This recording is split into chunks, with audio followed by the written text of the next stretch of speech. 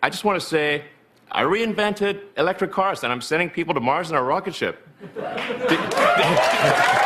Many analysts, I think, would agree is short-term pain for long-term gain.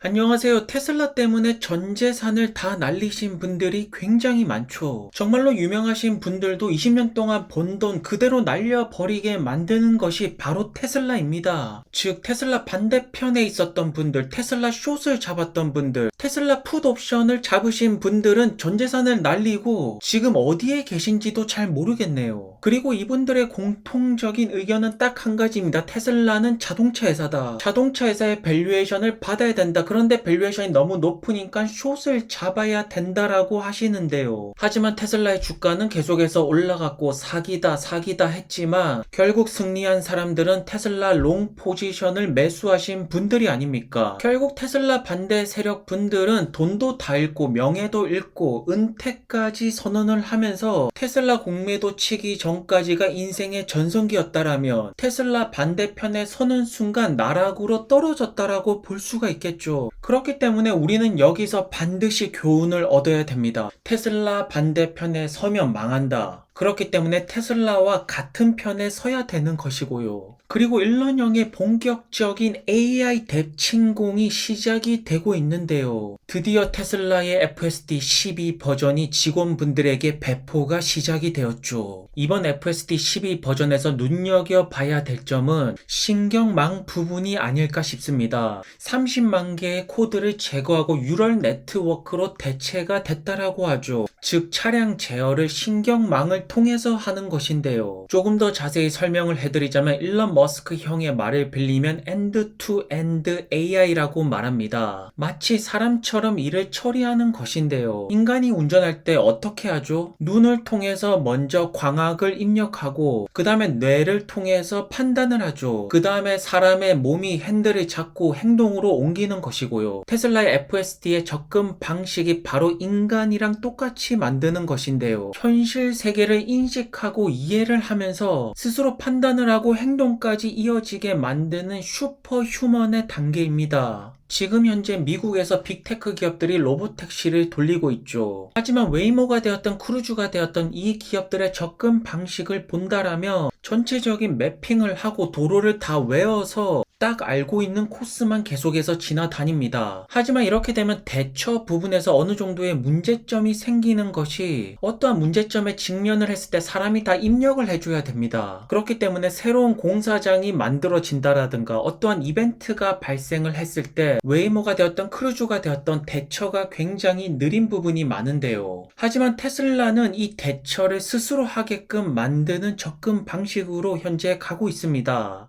최근에 FSD 업데이트를 본다라면 충전소 가능 예측 부분부터 충돌 후에 빠른 비상등이 켜진다라든지 자동차 자체를 점차 소프트웨어화를 시키고 있죠. 앞으로 더 많은 업데이트가 기대가 되는 것이 FSD인데요. 그렇기 때문에 테슬라는 자동차 회사라고 주장하신 분들이 모든 돈을 잃게 되는 것입니다. 현재 일런형의 모든 집중은 AI 쪽으로 포커스가 맞춰져 있고요. 현재 사람의 바디, 몸에 해당이 되는 전기차 같은 경우에는 대량 생산을 이뤄냈고 어느 정도 정점으로 다가가고 있죠. 이제 테슬라가 노리는 것은 바로 AI 혁명이 될 것입니다. 사실 일런형 같은 경우에는 인간 자체를 커다란 빅데이터로 보고 있죠. 결국 AI가 인간이 판단하는 방식으로 흘러 들어가야지 우리 모두가 원하는 인공지능의 시대가 오지 않겠습니까? 그리고 이번 FSD 12 버전 같은 경우에는 일런형께서 마치 인간처럼 느껴진다, 인간으로 가까워지고 있다, 굉장히 의미심장한 말씀을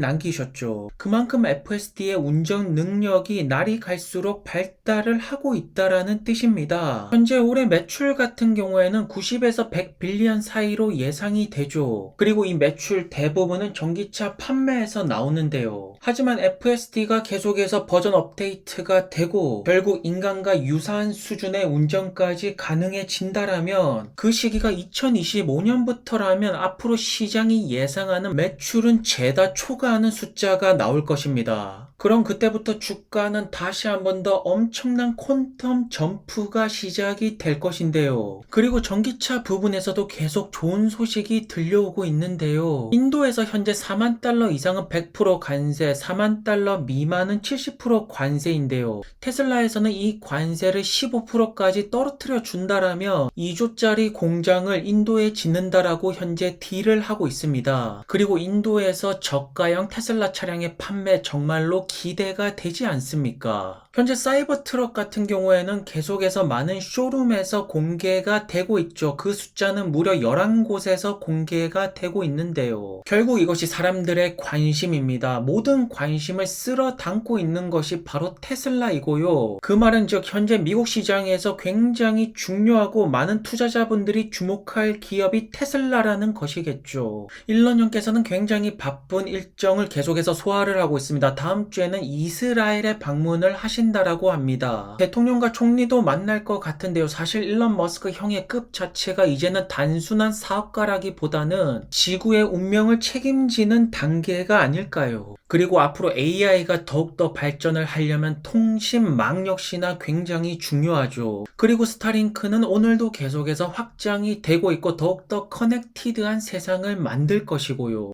올해 테슬라 같은 경우에는 아무래도 차량 가격을 굉장히 많이 내렸죠. 그 중에서도 모델 S랑 X 고가 라인의 가격대를 굉장히 많이 내렸습니다. 즉 더 이상 테슬라 같은 경우에는 고가 차량에서 수익을 노린다라기보다는 모든 포커스가 소프트웨어 디파인드 비이클 쪽으로 현재 흘러가고 있다라는 점이 테슬라가 더 이상 자동차 회사가 아니라는 점이겠죠. 이것을 빨리 깨닫지 못하면 결국에는 전 재산이 날아가게 될 것입니다. 현재 테슬라는 여전히 전기차 시장을 완벽하게 장악을 하고 있고요. 일론 머스크의 형이 하는 모든 사업들은 테슬라 쪽으로 통합이 될 거라고 보여지는데요. 그렇기 때문에 오늘의 결론은 테슬라의 반대편에 절대로 서면 안 된다라고 말씀을 드리고 싶네요.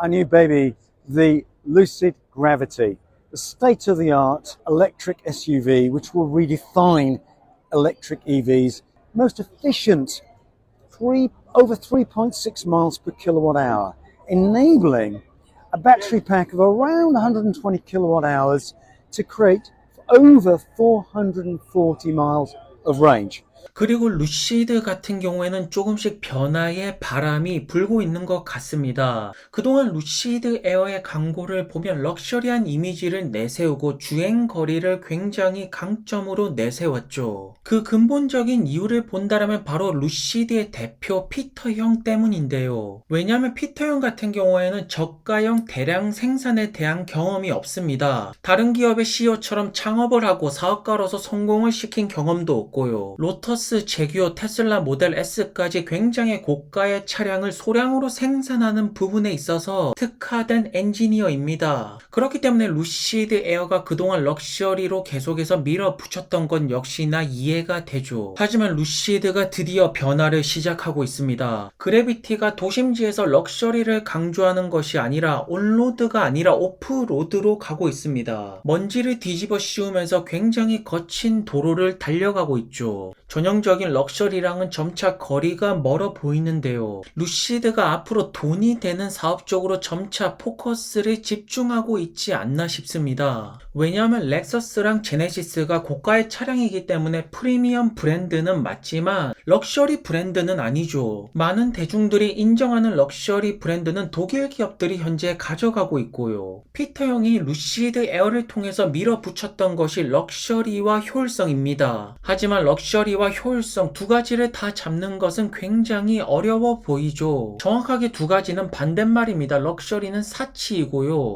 효율성은 가성비가 좋은 인풋 대비 아웃풋이 많이 나올 수가 있는 차량을 말하는 것이죠. 제가 여기서 럭셔리는 실패했고 효율성으로 밀어붙여야 된다는 것에 반대하시는 분들도 계실 텐데요. 숫자를 보시면 럭셔리는 확실하게 점차 멀어지고 있습니다. 현재 루시드랑 가장 비교할 수 있는 대표적인 기업이 포르쉐인 것이 포르쉐 역시나 전기차 모델이 딱 하나밖에 없습니다. 바로 타이칸. 그리고 3분기 때 판매 대수를 보시면 9,800대를 팔았는데 미국에서 2,000대를 팔았죠. 즉 미국에서 별로 잘 안 팔립니다. 유럽과 중국에서 시장에서 굉장히 많이 팔리는데요. 그런데 루시드 같은 경우에는 유럽 시장에서 철저하게 지금 지고 있는데요. 독일에서는 지금 한 달에 7대, 8대 이 정도 팔리고 있고요. 거의 친척 아니면 관계자 아시는 분들 이 정도만 사는 것 같습니다. 하지만 타이칸 같은 경우에는 유럽과 중국 시장에서 굉장히 선점을 하면서 올해 1분기부터 3분기까지 27,000대나 팔았죠. 전기차 럭셔리 세그먼트에서 가장 잘 나가는 기업이 현재 타이칸 모델인데요. 이 숫자를 보고 어떠한 판단을 내리셔야 되냐면 럭셔리 시장에서 중요한 것은 주행거리 최고 속도 제로백이 아니라는 점입니다. 그리고 루시드가 경쟁력을 가지고 강점을 가지는 부분은 럭셔리 부분이 아니라 바로 효율성이라는 점이죠. 거기에다 포르쉐 같은 경우에는 카이엔이 아니라 마칸 전기차를 발빠르게 준비하고 있죠. 아무래도 테슬라의 모델 Y가 워낙 잘 나가다 보니까 마칸을 빠르게 준비하는 듯해 보이는데요. 현재 루시드 투자 조건은 딱 한 가지입니다. 대량 생산에 성공할 거라는 베팅인데요. 그래비티에 대한 기대치가 높지만 2024년까지 그래비티 숫자는 잡히지 않고 있죠. 왜냐하면 내년 말에 딜리버리 대수는 10대에서 20대, 상징적인 의미의 연도입니다. 그리고 2025년, 26년이 되더라도 그래비티의 판매 대수가 루시드 에어보다 더 적을 거라고 보시는 분들도 있습니다. 물론 주문이야 그래비티가 더 많이 들어올 거라고 예상을 하지만 처음에 차량 출시가 되고 생산 체제를 갖추고 대량 생산으로 가는 데까지 시간이 걸리는데요. 그리고 현재 가장 베스트 시나리오가 나왔을 때 저가형은 2026년으로 보고 있죠. 우선 루시드의 그래비티 가격이 8만 달러 언더로 측정된 것은 테슬라의 모델 X와 리비안의 아로네스 가격대를 인식하는 듯해 보이는데요. 물론 루시드의 그래비티가 마력 부분이 되었던 제로백이 되었던 주행거리는 훨씬 더 뛰어나죠. 하지만 마력 제로백 최고 속도 모든 부분에서 딸리고 있는 포르쉐 타이칸이 가장 잘 나가는 것을 본다라면 럭셔리 시장은 루시드의 강점을 발휘할 수가 없습니다. 효율성 수치를 발휘할 수가 있는 그 세그먼트로 들어가야지 성공을 할 수가 있습니다. 왜냐하면 결국 루시드 에어 사파이어 출시가 되었지만 과연 몇 대가 팔렸을까요? 테슬라 같은 경우에는 로드스터를 출시를 안 하고 있죠. 출시를 왜 안 할까요? 테슬라가 돈이 없어서 안 할까요?